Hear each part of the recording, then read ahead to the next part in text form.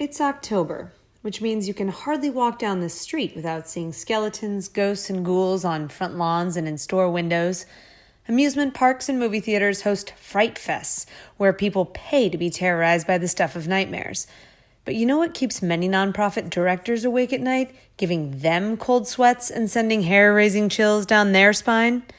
Founderitis. This disease, also known as Founder Syndrome, is the most terrifying of all ailments to a nonprofit organization, and its cure is difficult to come by. For how do you handle a founder who is misunderstanding his or her role in an evolving organization? And even more frightening, if not diagnosed early and treated properly, the impact on the organization could be deadly.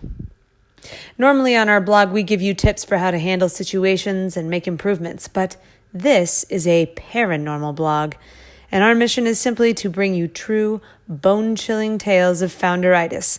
Think of them as urban legends from the nonprofit world.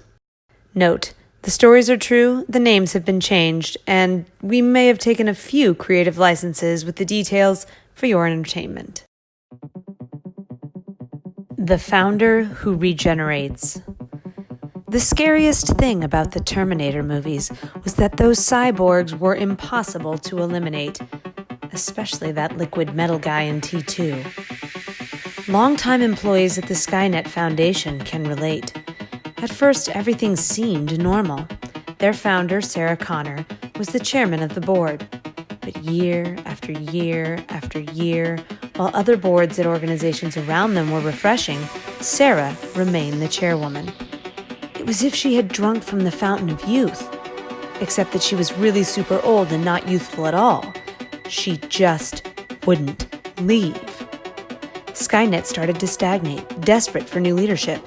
Someone who wasn't afraid of the interwebs, or insist that board meetings be held at 4:30 so she could be home in time for The Wheel and Jeopardy.